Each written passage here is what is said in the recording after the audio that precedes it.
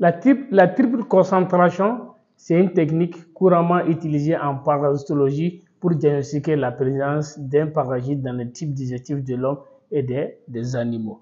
Bonjour et bienvenue dans cette vidéo. On va vous montrer la technique de la triple concentration. D'accord? Je vous ai montré la coprologie parasitaire, examen direct. Je vous ai montré l'examen des catocases, qui est une technique de concentration aussi. Je vous ai montré la technique de Ricci, la technique de MIF, la technique de Graham et la technique pour rechercher, les anguilles, les larves d'anguilles.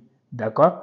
Aujourd'hui, je vais vous montrer une technique qui est très bon parce que ça permet d'augmenter la sensibilité de la méthode en concentrant les éléments parasitaires. Avec cette technique-là, vous allez voir les larves, les kystes et les œufs de parasites. Par contre, les autres techniques de concentration, il ne peut pas voir ces trois éléments-là à la fois.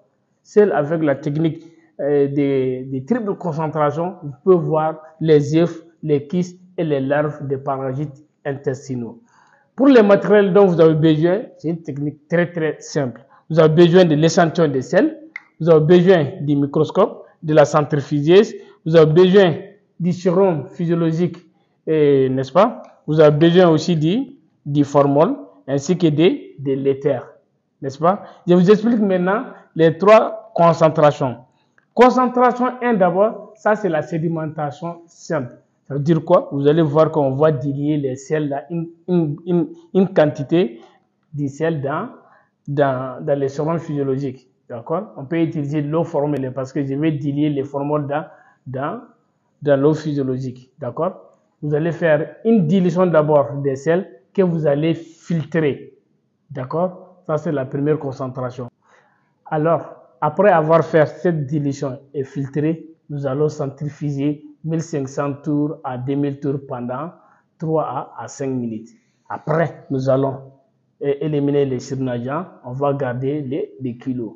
Maintenant, deuxième concentration, c'est émulsification dans l'éther. Nous allons ajouter quelques millilitres d'éther, bien homogénéisé encore, n'est-ce pas? Alors, on va passer au troisième étape qui est la centrifugation différenciée. C'est-à-dire que nous allons centrifuger. Lorsque nous centrifugeons, nous allons avoir les trois couches. Une couche en haut qui est la couche qui contient les lipides et les graisses, n'est-ce pas? Et une couche intermédiaire qui est claire, transparente. Et puis nous avons les kilos. Nous allons éliminer les deux couches et puis on va garder les kilos qu'on va observer entre l'âme et lamelle.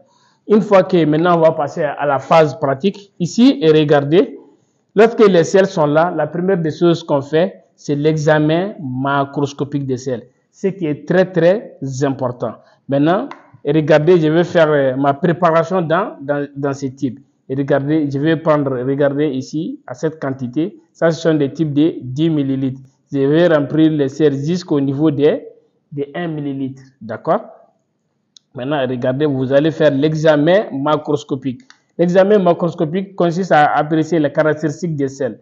On vous dit que les sels sont de consistance jaune grenade, qui est due à la transformation de la bilirubine en stercobiline, n'est-ce pas? Maintenant, s'il y a des parties où il y a le sang, ou les parties où il y a la glaire ou les muqueuses, c'est ces parties-là qu'il faut relever. D'accord? Dans le cas contraire, vous allez mélanger comme ça la totalité des sels. D'accord? Maintenant, vous voyez, vous allez ouvrir votre type, n'est-ce pas? Vous voyez, c'est une technique de concentration. On va utiliser, regarde la quantité de sel que je suis en train d'utiliser, n'est-ce pas? Avec les autres techniques, vous voyez qu'on utilise seulement une petite quantité. Mais vous voyez, ici, ça permet une concentration parasitaire, même lorsque les parasites sont en faible quantité, parce qu'on a en train d'utiliser une grande quantité de sel, n'est-ce pas? Maintenant, vous allez ajouter, regardez, les sérums physiologiques, n'est-ce pas? Faites beaucoup attention, vous voyez. Vous ajoutez les sérums physiologiques. Maintenant, vous allez bien mélanger. Il faut très bien mélanger, d'accord? Maintenant, on mélange. Après, on va passer aux filtrations. Et cette filtration permet de retenir les grosses particules, d'accord? les grosses particules inutiles, n'est-ce pas? Ça permet de les retenir.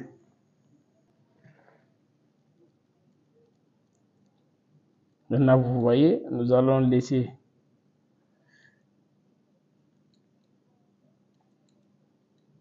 faites bien homogénéiser, n'est-ce pas? Nous allons plonger notre spatule dans l'eau de décontamination. Vous allez maintenant continuer à bien mélanger. Vous voyez, on va bien mélanger. D'accord? Maintenant, on va passer à l'étape de la filtration. La filtration, c'est très très simple. Maintenant, vous voyez, regardez ici. Voici les types qui vont recevoir la préparation. Je vais préparer des types à cet effet.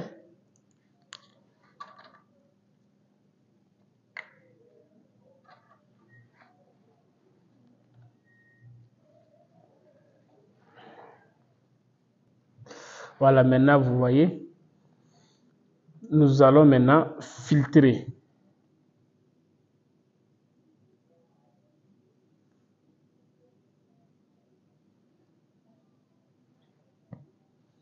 Cette filtration permet de retenir les grosses particules, n'est-ce pas?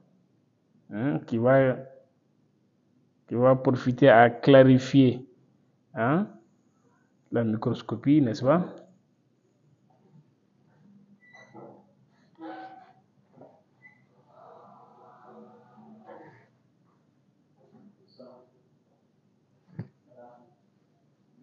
Maintenant, vous voyez, on va attendre jusqu'à la fin de la filtration.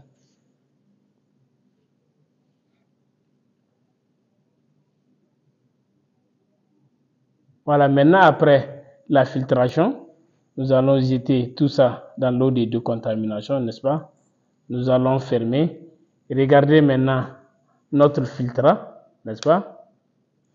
Alors, maintenant, on va passer à la centrifugation. On va centrifuger 1500 tours à 2000 tours pendant 5 minutes.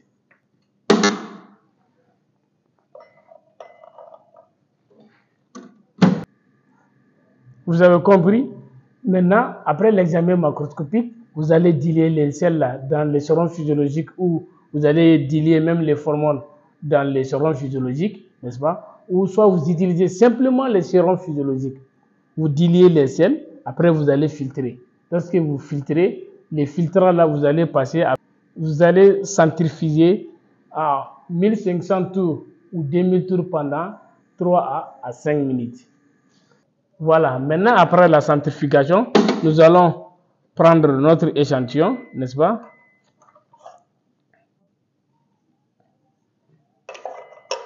Et regardez maintenant, et regardez les kilos qui est là. Vous pouvez remarquer ici les kilos, n'est-ce pas? Et regardez, voici les kilos qui est là. Nous allons juste éliminer les surnageants. Vous pouvez éliminer les surnageants là avec la pipette ou par retournement. Regardez, pour les personnes qui vont utiliser par retournement, c'est très simple. Regardez, vous voyez, et regardez les kilos qui est resté. Alors maintenant, c'est ce qu'on appelle émulsification dans l'éther. Regardez, voici l'éther qui est là. Vous allez ajouter quelques millilitres d'éther, n'est-ce pas? On va ajouter quelques millilitres d'éther.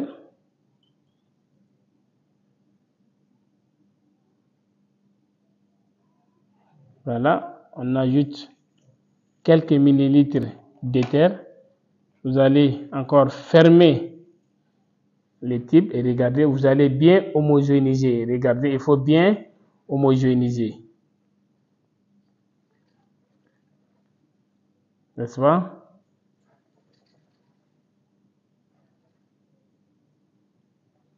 Maintenant, vous voyez, il faut bien mélanger. Alors maintenant, nous allons encore centrifuger encore à 1500 tours ou 2000 tours pendant 3 à 5 minutes. C'est cette centrifugation qu'on appelle centrifugation différenciée ou concentration différenciée. Parce qu'à la fin de la centrifugation, vous allez avoir 3 couches, n'est-ce pas? On a une couche lipidique, on a une couche intermédiaire qui est qui est clair, et puis nous avons les kilos. Et c'est ce kilo-là qu'on va observer entre lame et lamelle. Et on peut ajouter une goutte de ligol, n'est-ce pas? Et le ligol là-bas, ça va colorer la chromatine des noyaux et des vacuoles iodophiles. Maintenant, après la centrifugation, nous allons prendre notre préparation, n'est-ce pas? On va essayer de voir les couches, n'est-ce pas?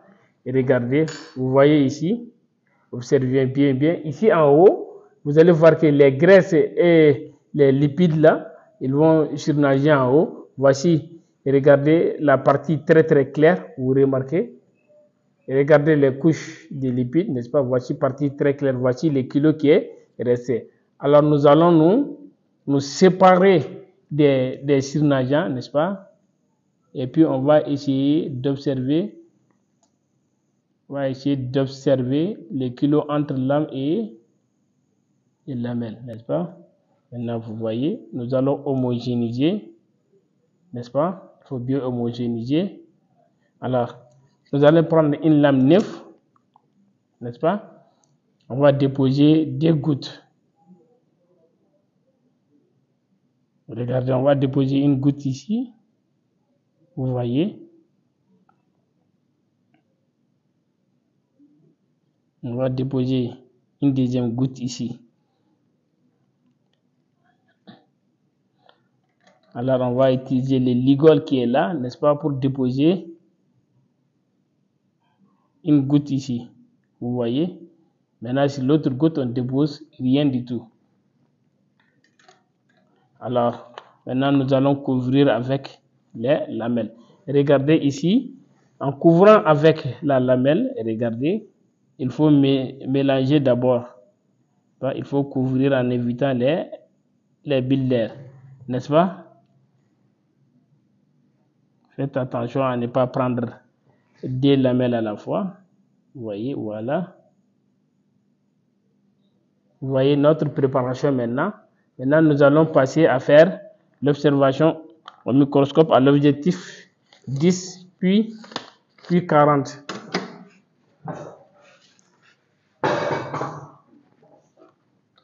Prenez toujours soin du microscope avant et après utilisation, ce qui est très important, n'est-ce pas? Alors, nous allons passer maintenant à faire la mise au point.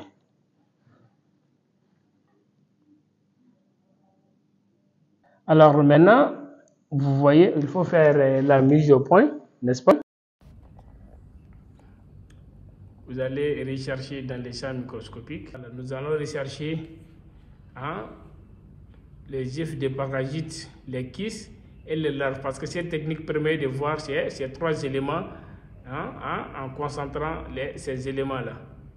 Maintenant, regardez, quand vous faites l'examen microscopique, commencez toujours par là où il n'y a pas de ligol. D'accord? Après, vous allez finir par où vous avez mis la goutte de ligol, n'est-ce pas? Et on vous a dit le rôle de ligol ici, que ça permet de colorer la chromatine des noyaux et des vacuoles iodophiles. Voilà, regardons dans les champs. Des très bons microscopes pour pouvoir voir ces éléments-là. Et si vous remarquez aussi dans les champs, vous pouvez voir des bactéries qui bougent, vous voyez? Ce sont des caractéristiques qu'il faut savoir. Souvent, il y a des bulles d'air qui ressemblent à des œufs, mais les bulles d'air ont toujours un contour noir, très noir. Et dans ces champs-là aussi, regardez, vous voyez, il y a des œufs. C'est juste pour vous montrer un peu comment se présentent les œufs de parasites. À ne pas confondre souvent avec des bulles d'air. C'est vrai, souvent avec des bulles d'air, ça ressemble beaucoup à des œufs souvent, selon la taille de votre bulle d'air, mais à ne pas confondre. Les bulles d'air ont des contours noirâtres. Alors, vous avez vu maintenant comment on fait la technique de la triple concentration, n'est-ce pas? Maintenant, on va vous parler de ses avantages. D'abord, ça permet d'augmenter la sensibilité de la recherche En faisant quoi? En concentrant les parasites, même en faible concentration dans les selles. Vous-même, vous avez vu la quantité de sel qu'on a pris pour faire la première dilution. 2, ça permet d'éliminer les impuretés, n'est-ce pas? Et de clarifier l'échantillon pour une meilleure observation. Et 3, ça permet de voir 3 éléments parasitaires, les larves, les kystes et les œufs, n'est-ce pas? Et puis, c'est une technique aussi. C'est une technique utilisée pour le diagnostic des infections à part des éléments intestinaux. D'accord? Ça veut dire que les vers, à rechercher les vers comme l'amibiase, n'est-ce pas, qui est dit à l'amibe hématophage, ou souvent les ardiases, les ardioses qui est dit aux ardias, n'est-ce pas, et beaucoup d'autres helminthiases, n'est-ce pas. Maintenant, les inconvénients en est que dans cette technique, souvent, vous avez vu les étapes qu'on peut faire, qu'on a fait, n'est-ce pas? Ces étapes-là, on peut perdre certains parasites, n'est-ce pas? Soit en éliminant, soit les surnageants. Souvent aussi, il y a la méthode de centrifugation qui peut détruire certains œufs, n'est-ce pas? Mais néanmoins, garder les multitudes d'avantages, vous voyez, avec cette technique de concentration-là, malgré que les parasites peuvent être en faible quantité dans les selles, parce que l'élimination des parasites dans les selles n'est pas discontinue. C'est ce qu'il faut savoir. Souvent, ce n'est pas parce que le patient a amené les selles, vous n'avez pas trouvé les parasites qu'il n'est pas infecté. Non. D'accord? C'est pour cela qu'on préfère reprendre l'examen 3 fois successifs pour vraiment garantir votre résultat. Et lorsque vous utilisez cette technique de concentration, même quand les parasites sont en faible quantité, ça permet de les concentrer. Alors, comparativement aussi aux autres techniques, vous avez vu que les autres techniques, là, par exemple, quand vous prenez les catocases, on dit que les catocases n'est valable que pour les œufs et moins sensible pour les larves d'anguilles, n'est-ce pas? Avec certains parasites aussi, on peut pas utiliser la forme catocase. Et la forme végétative n'est jamais observée avec les catocases. Les richi et les mufs ne sont que des tests, des techniques pour voir seulement les œufs et les kystes, n'est-ce pas? Quant à la technique de Graham ou la technique de Scott test, ça permet seulement de voir les œufs d'Enterobovis vermicularis. Par contre, dans ces tests, vous voyez les larves, les kystes, n'est-ce pas, et les œufs. Alors, un bon travailleur, c'est celui qui fait son labeur quotidien avec amour et conscience.